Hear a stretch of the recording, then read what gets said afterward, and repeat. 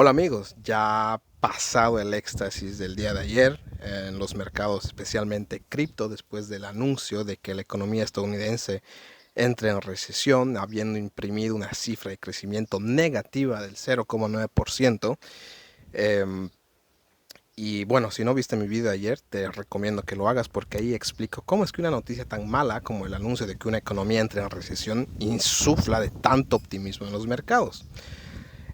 Y hoy, ya a toro pasado, con la cabeza fría, aprovechando que los mercados el día de hoy, especialmente el mercado cripto, está teniendo un movimiento o acción de precio, acciones de precio horizontal, quiero explicar por qué ese optimismo en los mercados puede ser visto con malos ojos por la Fed.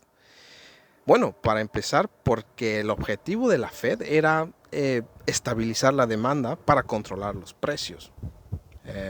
Quería inducir, o ya lo ha hecho de alguna manera en la economía, en una recesión técnica, como llaman ellos, para enfriar la economía y bajar la demanda y estabilizar los precios y de esta manera que su cifra de inflación se acerque más a su objetivo cercano al 2%. Pero precisamente ayer los mercados han mostrado bastante optimismo y esto la Fed lo puede interpretar como que este optimismo, como que la demanda no se va a estabilizar, sino que se va a fortalecer y esto puede tener un impacto inmediato en sus cifras de inflación del próximo mes. Y es por eso que ayer yo nuevamente recomendaba esperarse a las cifras de inflación y analizarlas conjuntamente con las cifras de la tasa de crecimiento o de decrecimiento en este caso, para poder de alguna manera eh, atisbar cuál puede ser el siguiente paso de la Fed. Bueno, ayer los mercados interpretaban esta cifra de decrecimiento económico como el fondo del pozo y que a partir de este punto ya solo quedaba subir, porque ya no se podía seguir bajando. Pero si la Fed ve que ese optimismo se traduce en un fortalecimiento de la demanda, en un aumento de precios afectando su cifra objetivo de inflación, puede pensárselo dos veces, ¿no? Y hacer que el fondo del pozo todavía quede más abajo, poder seguir cavando aún, traducidos a política monetaria, seguir subiendo los tipos de interés mucho más de lo que los mercados ya venían descontando y terminar de enterrar la economía en una recesión fuerte, ¿no? Entonces es por eso que siempre hay que ver los dos lados, las dos caras de cualquier política económica, monetaria y las reacciones de los agentes de los dos lados, tanto de los policy makers como de los agentes de mercado, ¿no? Y lo mismo en Europa. Hoy Alemania ha reportado una cifra del 0,0% de crecimiento.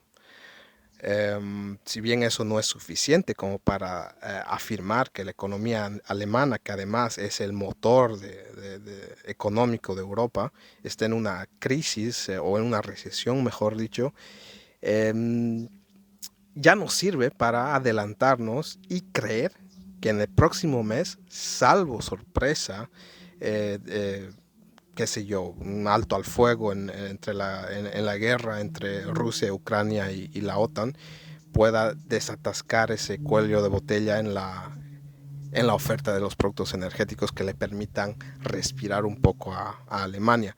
Pero salvo sorpresas, la próxima cifra de crecimiento económico que podría imprimir Alemania va a ser una cifra de recesión, una cifra negativa de crecimiento, ¿no? Entonces, la Fed también se fija en eso, ¿no?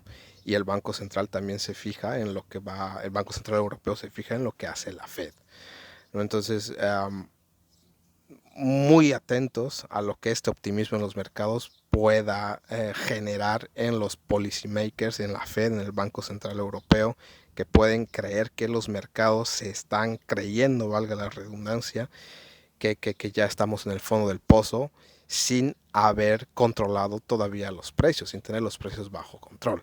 Entonces yo creo que esa es la pieza final que nos falta saber, la de dato, ¿no? El dato de inflación ya entrados en zona de recesión en Estados Unidos y lo más probable que en Europa, especialmente en Alemania, para saber si realmente estamos en el fondo.